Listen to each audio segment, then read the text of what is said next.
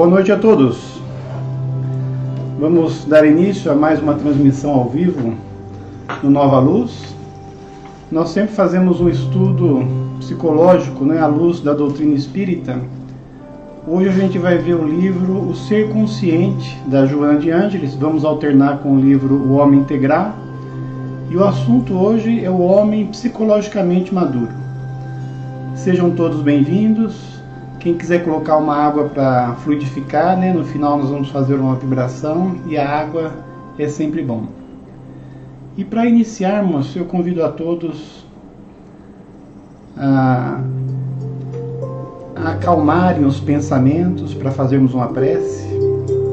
Vamos distanciar um pouco da correria do dia a dia e sintonizar aqui com os assuntos edificantes que serão tratados. Para tanto que os bons espíritos permaneçam conosco, nos inspire, dirijam o nosso trabalho, para que tudo corra na mais perfeita ordem e harmonia. Em nome dos bons espíritos, em nome de Jesus, nosso Mestre, iniciamos mais um trabalho aqui no Facebook do Nova Luz. Que assim seja. O som está bom, a imagem... Tá ok? Perfeito. O ser humano é o mais alto e nobre investimento da vida, momento grandioso do processo evolutivo, que para atingir a sua culminância atravessa diferentes fases que lhe permitem a estruturação psicológica, seu amadurecimento, sua individualização, conforme Jung. Então, o ser humano é a parte espiritual do universo. Nós somos criados simples e ignorantes, mas temos como objetivo chegar à perfeição. Mas, no momento evolutivo que nós nos encontramos, aqui no planeta, passando de provas e expiações para a regeneração, nós estamos ainda mais perto das primeiras existências do que das últimas.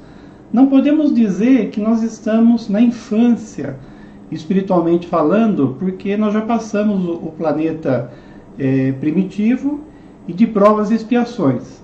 Mas, ao mesmo tempo, dizer que nós já somos maduros, equilibrados e conseguimos toda a felicidade que nós podemos, é um abismo ainda, Então, nesse estudo nós vamos ver que se materialmente muitas vezes nós estamos maduros, já temos uma certa idade, o nosso organismo está desenvolvido, espiritualmente nós ainda estamos mais para adolescentes do que para espíritos maduros.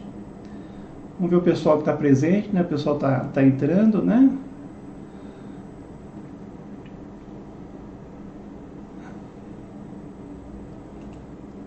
Ao atingir a idade adulta, deve estar em condições de viver as suas responsabilidades e os desafios existenciais. Então, quando chega aos 21 anos, 28 anos, nós estamos totalmente maduros para enfrentar os problemas, as dificuldades que são naturais aqui na existência, ou nós temos dificuldades, ou nós temos medo, nós ficamos ansiosos, não sabemos lidar com as situações. Às vezes até nos desesperamos, Existe a tristeza profunda, que é a depressão. Realmente isso acontece muito. E dá mostra que ainda não estamos preparados, para enfrentar todos os problemas da vida. Embora a vida seja uma grande oportunidade de desenvolvimento para o nosso espírito, por maior que seja a existência, nós ainda temos muito que aprender. A qualquer momento, se alguém quiser fazer uma pergunta, algum comentário, fique à vontade. É comum, no entanto, mesmo chegando à fase adulta fisicamente, perceber-se que o desenvolvimento fisiológico raramente faz-se acompanhar do seu correspondente emocional, o que se transforma em conflito quando um aspecto não é identificado com o outro. Eu até coloquei aí um senhor jogando videogame. Isso não quer dizer que jogar videogame é sinal de infantilidade. Muitas pessoas não só têm como lazer o videogame, como outros lazeres também, mas podem estar totalmente integrados na fase adulta e serem responsáveis. O problema é você o tempo todo só querer o lazer, só querer brincar, né? Quando existem outras responsabilidades já acenando na sua existência. Em tal caso, o período infantil alonga-se e predomina, fazendo-se característica de uma personalidade instável, atormentada e insegura, depressiva ou agressiva, ocultando-se sobre vários mecanismos perturbadores. Vocês até vão notar que eu coloquei várias fotinhos de crianças aí, né, que traduz bem a nossa realidade. Então, na hora que os problemas chegam, né, nós mostramos que estamos mais para crianças, né, do que para adultos. Até se você for ver a criança, quando ela está diante de alguma coisa que ela não quer fazer, que ela não consegue resolver, ou ela recorre aos pais, ou ela chora, ela esperneia. O adulto, ele reclama. Então a reclamação seria o choro, né, do espírito ainda infantil. Então até tem uma frase que eu gosto muito, que diz o seguinte: enquanto uns reclamam, outros prosperam. Então reclamar, chorar porque nós temos problemas, não adianta nada. É lógico que no grau evolutivo que nós nos encontramos, não conseguimos ficar 100% equilibrados e sempre alegres e sempre positivos. Então, de vez em quando, cair o padrão vibratório é normal no grau que nós estamos.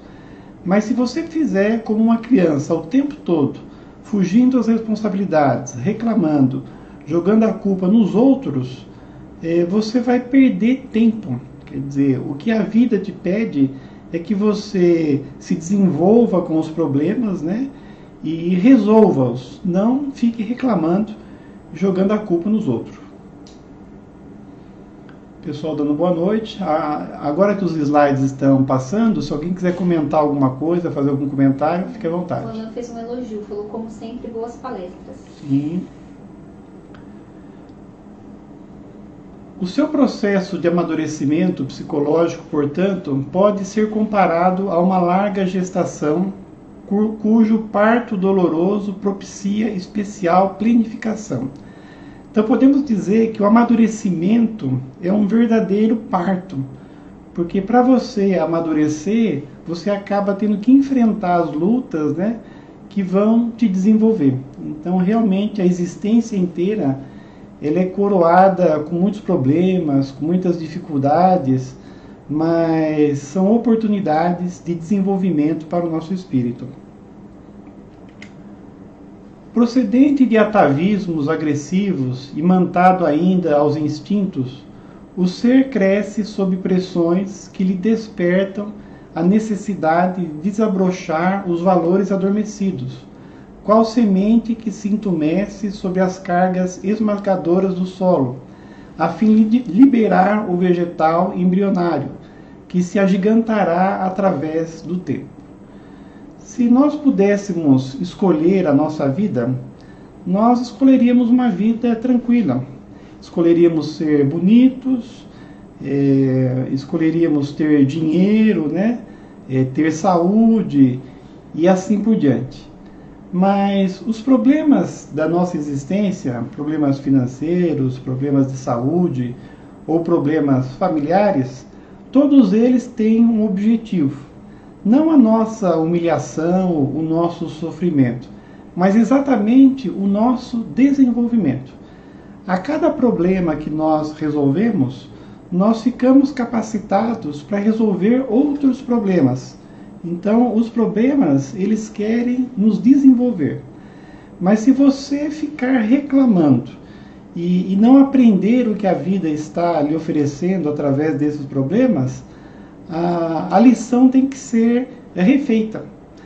Então, é muito bom quando você passa pelos problemas e tira o lado bom deles e se desenvolve. Mas se você só fica reclamando e chorando, o problema ele não vai embora. Mas cada vez mais capacitados, à medida que nós resolvemos problemas, nós vamos tendo uma vida cada vez melhor. Fatores compressivos e difíceis de liberados pelos processos castradores do ambiente quase sempre contribuem para que se prolongue a sua imaturidade psicológica. Então, quando você é mais equilibrado, mais maduro, os problemas eles não te desanimam e aí você acaba passando rápido por eles. Mas quando você é mais imaturo, você sofre muito com os problemas e fica com mecanismos de fuga querendo fugir, não resolvendo os problemas, mas simplesmente deixando de lá, né? Qual que é aquela palavra quando você vai postergando as coisas? Tem uma palavra que fala isso hoje? Que você demora para tomar a solução. Alguém lembraria o que seria isso? Procrastinar. Procrastinar, Então, quando você não é maduro, você tem o hábito de procrastinar, quer dizer, deixar sempre para amanhã o que você poderia fazer hoje, ou daqui um mês, ou mais tempo ainda. Quando a vida, ela te pede ações. Então, à medida que você faz, procrastinar, a Carol falou também. Então, à medida que você tem momentos de sofrimento, de angústia pequenos, né? As frustrações são pequenas, e muito mais você tem vontade de fazer, a vida ela passa mais rápido as fases e nós sofremos menos. Do ponto de vista tradicional, apresentam-se os fatores hereditários, psicossociais, econômicos, que colaboram positiva ou negativamente para o desenvolvimento psicológico, quase sempre contribuindo para a preservação do estado de maturidade. Então existem até fatores hereditários, né, onde nós temos uma propensão a reclamar ou a procrastinar. E aí muitas pessoas são levadas a culpar os pais, né? Ou a genética. Mas nós temos que saber que o corpo que nós escolhemos, baseado, lógico, nos nossos pais, é exatamente consequência da evolução do nosso espírito. Então, tudo ao nosso redor, principalmente o nosso corpo, né? As tendências que trazemos de outras vidas, é exatamente o que nós fizemos de nós mesmos. Porque se assim não fosse, seria uma grande injustiça. E como tudo no universo traduz a bondade e a justiça divinas, isso também não seria possível. Então, se você tem problemas genéticos, predisposições que te atrapalham, é porque você merece aquilo, você está colhendo o que você plantou em outra vida. No caso também, ao invés de reclamar, nós devemos ver as ferramentas que nós temos ao nosso redor e equilibrar esses problemas, né? Graças à sua constituição emocional e orgânica na vida infantil, o ser é egocêntrico, qual animal que não discerne, acreditando-se que tudo gira em torno do seu universo, tornando-se em consequência impiedoso por ser destituído de afetividade ainda não desenvolvida, que o propele à liberdade excessiva e aos estados caprichosos de comportamento. Então, quando nós encarnamos e passamos pela infância aqui na Terra, que seria até os 7 anos, a primeira infância, naturalmente nós somos egoístas. E esse egoísmo da criança é para que ele se desenvolva. Então é natural na criança ela pensar só nela mesma, porque ela está numa fase de desenvolvimento. Mas passa os 7 anos, passa os 12, 14 anos, que são a adolescência, você começa a entrar no mundo adulto e ter responsabilidades. Aliás, é uma responsabilidade muito grande para os pais educarem os filhos para que eles cresçam. Eu fui muitas vezes no Centro Espírita João Batista e lá por muito tempo tinha uma frase que dizia que a missão dos filhos seria ficar independentes e a missão dos pais é ficar dispensável. Então o pai ele precisa não dar tudo o que a criança quer, mas ensinar ela a crescer, a lidar com as adversidades. Só que na fase que nós vivemos agora, né, com uma liberdade muito grande dada às crianças, isso fica muito difícil.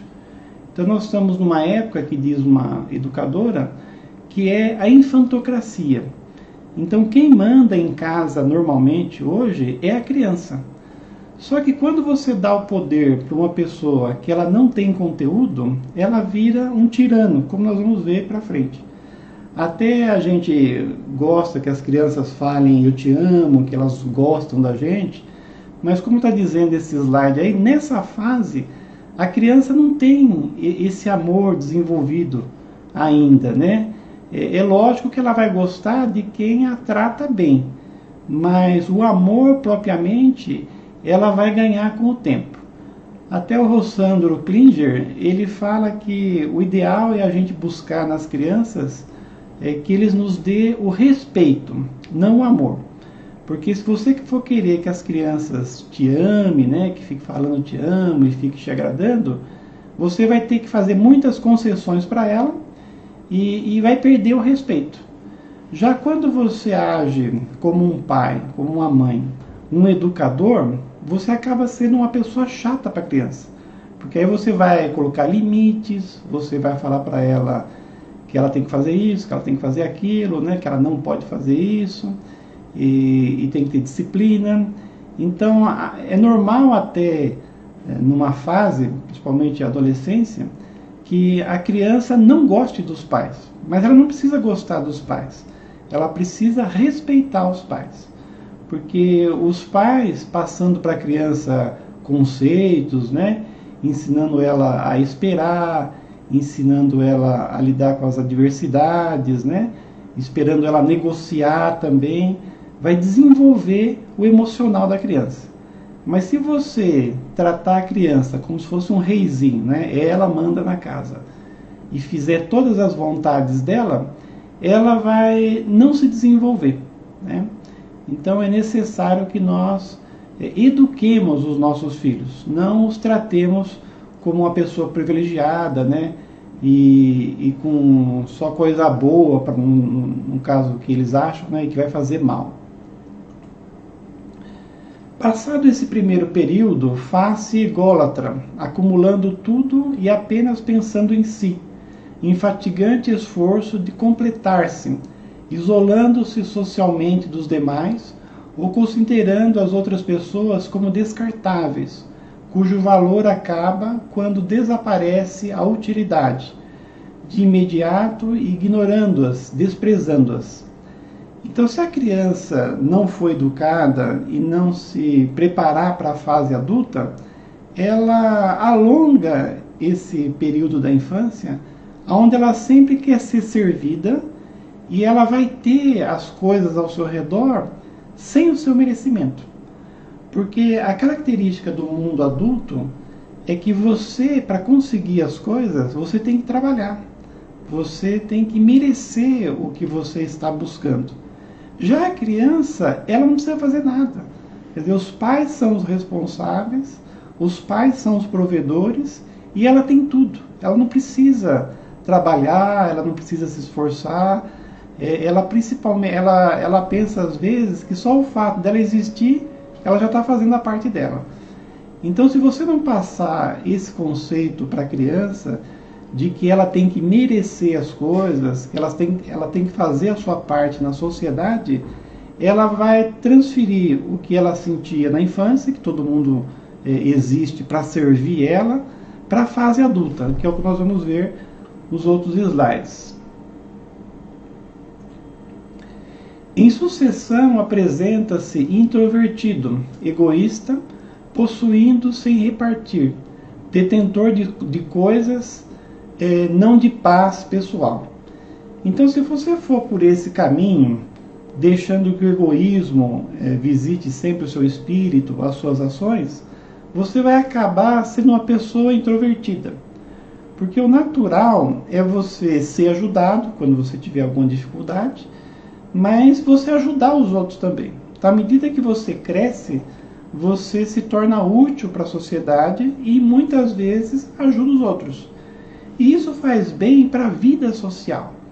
Já a pessoa egoísta, como ela só quer receber e ela só tem relações com quem ela pode tirar alguma coisa, ela vai diminuindo cada vez mais o seu círculo de ação. E aí vai ficar introvertida. O Alan fez um comentário ali. Quando educar uma criança? 40 anos antes, Chico Xavier. É bem... Até nos Estados Unidos, eu vi uma pesquisa uma vez, diz que lá a adolescência está indo até os 35 anos, né? E isso que lá nos Estados Unidos eles tinham aquela ideia de colocar a criança para trabalhar logo, ser independente, mas lá já estão sofrendo com a criança que não quer crescer. Por que a criança não quer crescer? Porque é cômodo, né? Ela ficar sempre sendo servida. Então, por exemplo, se você casar aos 25 anos, embora hoje em dia, até você terminar a faculdade, comprar um apartamento, né? Casar com uns 30, por exemplo. Mas aí você vai ter que casar, vai ter que manter o seu apartamento, vai ter que cozinhar, vai ter que passar. Eu até tive uma cliente muito tempo atrás, né? Assim que eu comecei a trabalhar de cabeleireiro, e eu achei interessante que ela já estava com mais de 35 anos, e o marido, o noivo também, mais de 35 anos, e a família naquela pressão que os dois casassem. E aí, com muito custo, eles falaram, não, nós vamos casar. Só que nós temos uma coisa para pedir para vocês. Aí os pais, né, que queriam que eles casassem logo e saíssem de casa, as duas famílias, ouviram, né? Então, o que vocês querem? Aí eles falaram, então nós queremos que uma mãe, né, cozinhasse para eles direto, e a outra lavasse e passasse a roupa. E também nos fins de semana eles queriam que um domingo eles iam passar na casa de uma mãe e o sábado na casa da outra. E só que aí os pais concordaram, né, e eles casaram, né? Depois até acabaram se dando bem e amadurecendo, né? Mas veja a que ponto chega, né? Para que você consiga fazer o seu filho sair de casa. Quando sai, né?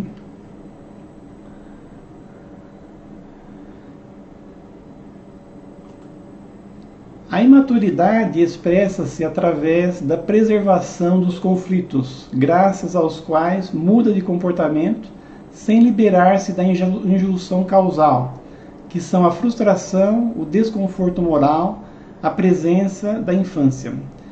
Então, sempre quando você se frustra demasiadamente, né, fica moralmente desconcertado, porque o moralmente consertado é aquela pessoa que faz o bem para todo mundo, faz a sua parte, então essa pessoa está sempre bem.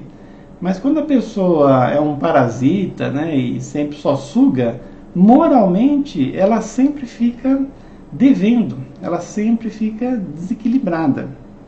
Então são sinais de imaturidade. E mesmo quando se apresenta completado, as suas reações prosseguem infantis, destituídas de sensibilidade no tormento de metas sem significado. Então, um primeiro objetivo para nós nos tornarmos maduros é sermos independentes financeiramente, né, emocionalmente dos nossos pais.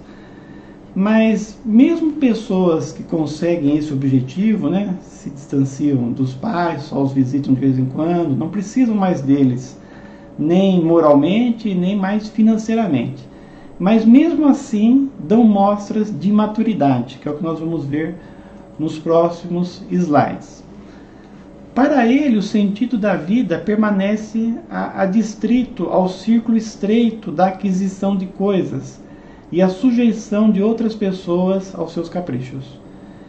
Então, a pessoa que não consegue entender que o sentido da vida não é só conseguir coisas a qualquer preço e muitas vezes em detrimento das outras pessoas, ele ainda é imaturo. Então mostra madureza espiritual a pessoa que consegue ser útil aos outros e não explorar ninguém. Então ela entende que as outras pessoas, elas têm a sua individualidade, tem as suas necessidades e ele as respeita. Mas quando a pessoa é imatura espiritualmente, muitas vezes ele se torna um tirano, assim como criança pode ser tirana também, né? Querer que os pais façam tudo para eles. Muitos adultos, mesmo equilibrados financeiramente, eles agem como criança nesse sentido, de querer que as outras pessoas o sirvam, né? E ele abusa das outras pessoas, e ele usa o poder que ele tem para conseguir as coisas. O ideal seria as pessoas fazerem as coisas para nós, não por medo, né, ou porque dependem de nós, mas porque gostam da gente. Então, o dia que essas relações forem naturais, um fizer o bem para o outro espontaneamente, é ótimo. Mas quando você começar a fazer o bem para as outras pessoas só por interesse ou por medo, alguma coisa está errado. Então torna-se, aí eu coloquei uma criança, mas é o adulto, né? É o adulto que é equilibrado financeiramente, mas é uma criança espiritualmente. Torna-se ditador impiedoso, sicário implacável, juiz cruel. Então quer dizer, totalmente infantil, né? E abusando do poder e querendo que as pessoas sejam suas escravas. Olha essa cena aí. Proporciona-lhe prazer mórbido a dependência das massas e dos indivíduos, particularmente, fluindo de maneira masoquista do prazer na dor própria ou alheia, desenvolvendo a degenerescência afetiva até o naufrágio fatal. Então a pessoa tem o poder, né, no mundo horizontal, aí, material, e ele acaba abusando disso, né? Então ele se compraz em ser servido, em dirigir as outras pessoas, como se fosse dono das outras pessoas. Mas na verdade as pessoas fazem as coisas para ele porque dependem dele, né? Como se diz, manda quem pode e obedece quem tem juízo, né? Não deveria ser assim. O ideal seria a autoridade estar embasada no real desenvolvimento da pessoa, no conhecimento, não porque ela só tem o dinheiro e tem um cargo lá que manda em todo mundo. Certamente fatores genéticos contribuem para o desenvolvimento ou não da maturidade psicológica, em se considerando as cargas hereditárias na constituição orgânica, na câmara cerebral, na aparelhagem nervosa e glandular, especialmente de secreção endócrina, na constituição do sexo. Então ela diz aqui mais uma vez que muitos dos problemas que nós enfrentamos nessa existência e que nos mantém na imaturidade aí espiritual é genético. Mas mesmo aí nós dizemos que se você traz essa carga genética é porque o seu espírito ainda é imaturo, né? Então você sempre reflete no seu corpo o que você é. Cada pessoa é a soma das suas experiências transatas, e sua mente é o veículo formador de quanto se lhe torna necessário para o processo iluminativo. Essa percepção, o entendimento desse fator, faz-se relevante em qualquer proposta de psicologia transpessoal, no estudo das causalidades de todos os fenômenos humanos. Então, se você pensar na sua vida de maneira que tudo se resuma só nessa existência, muitas coisas ficam sem explicação. Mas quando você eleva o pensamento, descobre que você é um espírito imortal e que você já teve muitas vidas, aí você descobre a causa não só dos seus defeitos, mas também das suas virtudes. Entende por que você tem certas limitações e assim por diante.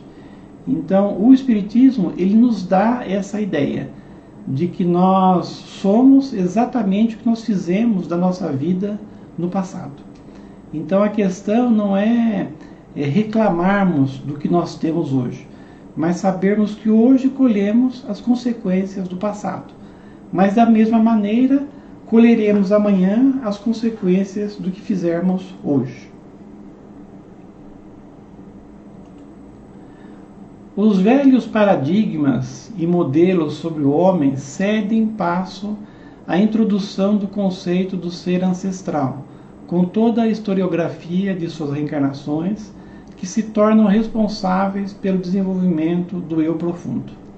Existem duas coisas distintas. Uma é a personalidade que nós temos nessa vida, fruto da educação, do meio em que nós vivemos, do contexto que nós estamos inseridos. E outra é o nosso espírito imortal. E por mais que nós aparentemos, o que o meio fez conosco nessa existência, o que sempre acaba sobrepondo são as qualidades do nosso espírito imortal. Então, independente do rótulo que você tenha, da cultura, dos bens que você tem, conforme o contexto que você está inserido, você é um espírito imortal que traz um passado. E isso fala muito forte. Então, mesmo que hoje você seja culto, você tenha dinheiro conforme o meio que você nasceu, a predisposição orgânica que você tinha te favoreceu, você veio com um bom cérebro, uma boa saúde, então você vai acabar sendo muito equilibrado financeiramente. Mas se espiritualmente ainda você é atrasado, você não tem moral, principalmente a lei de amor, justiça e caridade, ainda você não compreende tanto, você no relacionamento humano vai passar isso. Ao contrário, existem pessoas que não são dotadas de tanta inteligência, vêm num meio simples e acabam não conseguindo a vida toda ter uma fortuna, então ficam em posições socialmente mais humildes, mas mostram um equilíbrio, uma sensatez, uma facilidade de lidar com os problemas muito grande. O que isso significa? É que esse espírito, no passado, já deve ter se desenvolvido, e traz toda essa carga, de maturidade da outra existência. Graças a esses fenômenos, as pressões psicossociais, ambiente, educação, lutas e atividades aparecem contribuindo de uma ou de outra forma para a realização das metas ou reparação delas, em razão dos processos de mérito ou débito de que cada um se faz portador. Então, quando você encarna, você traz de outra existência uma necessidade de evolução. Então você vem com determinado corpo, com determinada inteligência, porque a inteligência, por mais que o espírito a tenha, se ele não tiver um cérebro bem desenvolvido, ela não vai se manifestar. Então muitas pessoas, elas são inteligentes, mas ela pede que a inteligência não apareça muito nessa existência para desenvolver outras qualidades. Então, o nosso corpo, a nossa família, as oportunidades que nós vamos ter, as dificuldades que nós vamos ter, tudo são consequências do que nós fizemos em outra vida e principalmente oportunidades de desenvolvimento para o nosso espírito. Como eu já citei, se você for convidado a escolher a sua existência, você sempre vai escolher uma vida tranquila, boa, sem problemas financeiros ou de saúde. Mas quando você está desencarnado, almejando progredir, almejando resgatar o seu passado culposo, muitas vezes você inclui naquela existência alguns problemas financeiros, alguns problemas físicos. Eu lembro de uma passagem do livro de André Luiz, Missionários da Luz, onde ele mostra, como é que chama lá, onde você vai reencarnar? É um lugar especializado em programar as reencarnações, como é que chama isso? Então, ele estava lá no lugar que o pessoal programava a existência e veio uma moça, que ela ia encarnar logo, e ela tinha o seu corpo num papel, ela tinha o projeto do seu corpo. Só que ela, programou um corpo muito bonito. Ela seria linda, né, na próxima existência. E aí ela mostrou o projeto do seu corpo. Acho que falaram aqui, né? Ministério da Reencarnação. Isso, Ministério da Reencarnação, isso mesmo. Então, lá no Ministério da Reencarnação, obrigado, Marcelo, ela programou um corpo fantástico para a próxima existência. E aí ela mostrou isso para o responsável lá, né? Embora nós tenhamos o livre-arbítrio, sempre existe bons espíritos a nos aconselhar, né? E aí ele olhou assim aquele corpo que ela tinha programado e falou: nossa, eu acho que conforme que você vai ter que fazer nessa próxima existência, esse corpo muito perfeito vai te atrapalhar. Aí ela ficou um pouco triste, né? Voltou lá para a bancada de trabalho e voltou com outro projeto de corpo. Ela ia voltar linda, mas ela ia vir manca de uma perna. Aí o protetor falou: não, agora melhorou, né? Então, aí ela veio manca, né? Para não ter um corpo perfeito, né? E poder fazer as coisas boas na existência dela. Esse estudo ele tem 44 slides. Aí eu dividi, deu 22, né, nessa terça-feira, e na próxima nós vamos ver o restante. Aí, aproveitando esses minutinhos finais, alguém quer complementar o que eu falei, né? Nós falamos sobre a maturidade espiritual, né? O homem psicologicamente maduro. Alguém quer complementar alguma coisa? Fiquem à vontade.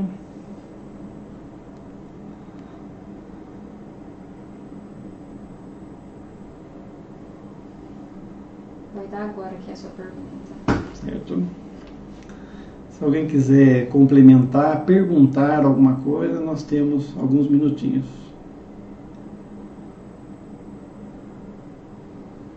Até nesse Ministério da Reencarnação, o André Luiz conta que logo na entrada do Ministério tem 2 corpos nus, femininos e masculinos, mas perfeito. Mas perfeito não só por fora, perfeito por dentro também, né? Até nesse sentido a gente fala que é bom ter como é que fala, um equilíbrio interior, né? É nesse sentido de ter os órgãos bons, uma beleza interior. Então, a verdadeira beleza interior não é só a moral, mas o corpo bem equilibrado, né? Um bom coração, um bom sistema nervoso. Muito bem, então nós vamos fazer a nossa vibração, já que não teve comentários. Eu peço a todos nos seguir para as vibrações. Então, quem quiser, né, pode colocar uma aguinha. Minha aguinha já está aqui, né? E vamos pedir a Deus nos abençoe. Vamos colocar um som. Então, nós só temos que agradecer esses momentos que aqui passamos, estudando a doutrina espírita, descobrindo os porquês da nossa existência, por que estamos encarnados, por que temos problemas, porque ainda não conseguimos fazer tudo o que queremos. Então, que Deus nos abençoe nesses estudos, que não só possamos estudá-los aqui, mas colocar em prática. O grande desafio da nossa existência, nós que já temos inteligência, já temos o conhecimento, é colocar as coisas em prática. Então, que Deus nos ajude, nos dê as forças necessárias para colocarmos em prática todos esses conhecimentos maravilhosos que a doutrina espírita nos dá. Aproveitemos esse ambiente calmo, tranquilo, para fazermos as nossas vibrações. Pensemos em todo o nosso planeta que passa esse problema da pandemia, né, gravíssimo. Muitas pessoas ficando doentes, muitos desencarnes, os médicos, enfermeiros trabalhando muito. Abençoa, Senhor, todos que estão convivendo com essa doença. Abençoa os que estão doentes, que tenham as forças necessárias para enfrentar o problema. Abençoa os que estão desencarnando, sejam bem recebidos no plano espiritual. E abençoa os enfermeiros, os médicos, para que continuem firmes no seu posto, tão importante nesse momento. Vibramos também para o Brasil, para as nossas famílias, para as pessoas mais perto de nós. Em particular, se soubermos de alguém com problema, com dificuldade, o envolvamos com carinho para que receba todos os bons fluidos do nosso ambiente. E nós que aqui estamos, que viemos estudar, que viemos aprender, abençoa-nos, Senhor, e dá-nos as forças necessárias para continuarmos as nossas lutas, o nosso desenvolvimento, com saúde e equilíbrio emocional. E nessa água que colocamos para fluidificar, seja depositado o remédio conforme o nosso merecimento, conforme a nossa necessidade. Então, em nome dos bons espíritos, em nome de Jesus, nosso Mestre, encerramos o nosso trabalho. Boa noite a todos. Eu fiz um comentário ali. Se todos pedissem para vir perfeito, estamos fazendo aqui, não é? É isso mesmo. Muito bem, Ademir.